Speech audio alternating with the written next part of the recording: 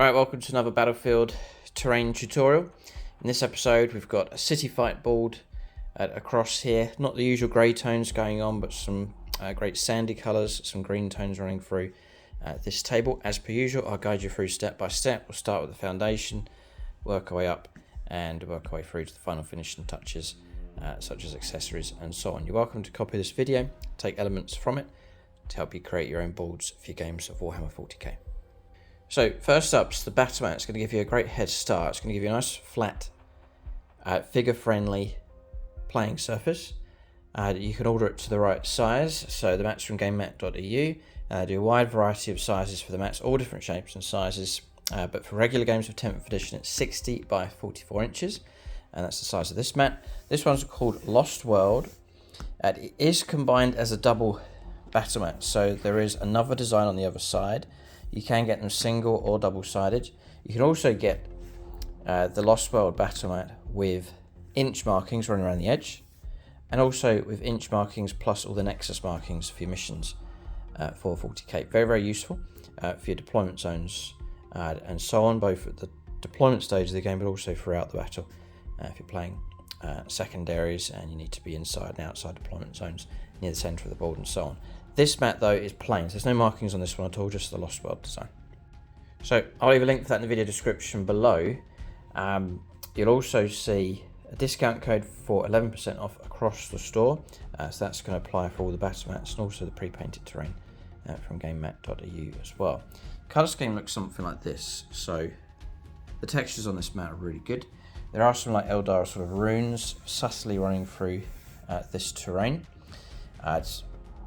Then we have sort of cracked earth patches, then more earthen patches here with grass, a few stones. These stones are actually on the design, so stones dotted around as well. So there's a few darker patches as well. There's one just over there, sort of semi-boggy sort of areas on the board. There's one on the right hand side as well. So that gives you your colour scheme. So you've got some different tones of earth through to sandy kind of colours, and also some greens running through here as well. So that gives you like your colour palette to work through with the rest of your setup. So then the majority of the terrain that you can see, the ruins on the board here, they're actually a Kickstarter project from Mini Wargaming. It's their unique concept they've come up with. So it's magnetizable terrain, which has a load of advantages here. I'll show you some pieces that I've been working on here. So terrain comes in sections like this. You can then see these pre-made holes that you then magnetize, and then the pieces then join together. And it means you can create never-ending combinations for your terrain pieces. You can make large runes, small runes. It all just clicks together with the magnets. And the great thing about it is you can break the whole terrain system down again and then store it away in a very small space, compared to fixed terrain, which is all glued together and often larger shapes. It's a nightmare to store. For this, it can all pack down like a full-size board with all the terrain packed down into sort of a shoebox kind of size. Excellent for storage. Great for doing multiple configurations. You can do what you want with the terrain. So a real good concept from Mini Wargaming. So, I mean, quite straightforward. So I've magnetized these pieces already. They're 3D printed. They're pre-assembled. So there's nothing to do other than put the magnets on them. So this piece here, you can see the magnets on this. Now I'll just click into there like so, and then it would join up with this next one like so. And then you can just build up this one here as right angles in it, so I can make a corner piece of it. I can put that in there, and now just rotate it around by one like so, and then I can do another piece coming up here like that. And that's how all this has been put together. You get all of your floors and levels. These have slots in them, which will then just slot into the pre-made holes there as well, so you can create your different levels that you can see for your terrain. So clicks all together, either clicks in or use of magnets, and then you can just break it down, store it away, transport it very easily. So just a few other things to point out with this. They have built this terrain set so that you can configure it for competitive play, like official sizes for ruins.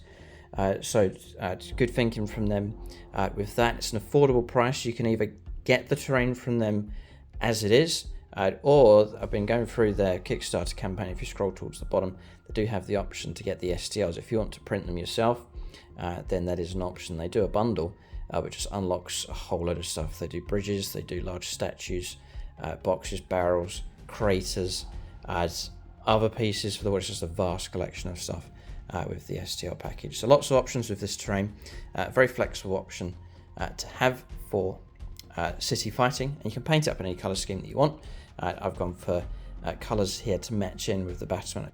So I've used the battlement as my foundation for the colour scheme, so the green, the earth and the sandy colours, and then I've introduced those into the colour scheme here for these ruins. But check out the Kickstarter. I'll leave a link for that in the video description below. That'll give you all the information, some helpful tutorials and explainer videos with that as well for this unique terrain set project from Mini Wargaming. So that pretty much fills out the board. It would have filled up the table, but I've kept some spare pieces just for demos and explaining how the system works, but pretty much able to fill up a board. With the Kickstarter, you can see some different bundles that give you different options: half board, full board, and then like an apocalypse size table option with them as well. Kickstarter link in the video description. So then the rest of the table, just at the edges really, is filled up with some terrain from GameMat.eu. It's the industrial terrain set, which I've colour adjusted again to match in with the colour scheme for this battle mat. So using the pipes from that set, then some of the buildings, one of the main buildings here, and then across the other side, those come separately. I've just joined them together and put a walkway across for those. There's another set across there as well. But check out GameMat.eu. Again, I'll leave a link below for the industrial terrain set for your table setups. And really, that fills out the board. Other than that, a great way of blocking out line of sight and to create more interest on the board is your Munitorum containers from Games Workshop. So I've stacked those up in different places. They're good to make bridges for walkways as well. So those are stacked up around the board. And then it's down to regular accessories. So barricades here, barrels. This piece is from Games Workshop. So all of that is Games Workshop accessories. And then my custom signs and walkways, which there is a tutorial. I'll link that in the video description below. These are great for just stretching across terrain, just for connecting levels together. So you can walk from the top here all the way across these ruins to the other side. It means you don't have to go up and down.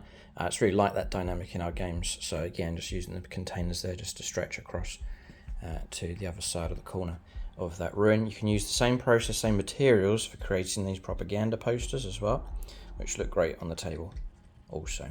So I'll leave a link for that below. That's the accessories tutorial for the fences, walkways, and the propaganda signs. And then the final finishing touch, again, bearing in mind the overall colour scheme, I've just used a bag of lichen, and I've gone for this tone here. It's not a bright green, it's like more of a washed out as yellow-green kind of colour going on with this one. I'll just put that in clusters around the board, inside the ruins, just to fill them out as well, like it's been ruined perhaps for years or a few decades, and then it's starting to grow over with some limited vegetation. And then stones and scatter. I've got these stones from the beach, and I've used the same sprays that I used on the terrain, and actually sprayed the stones, put them in a tray, sprayed them, move the stones around to adjust them, and then spray them again and keep going until you get the final colours that you want. And I just again use those in patches and little areas around the board, and it just blends in the terrain nicely for you. So taking a 3D terrain and then blending it nicely to the battle mat. So that's the board. Really looking forward to playing some games across this one. So a unique terrain system from Mini Wargaming.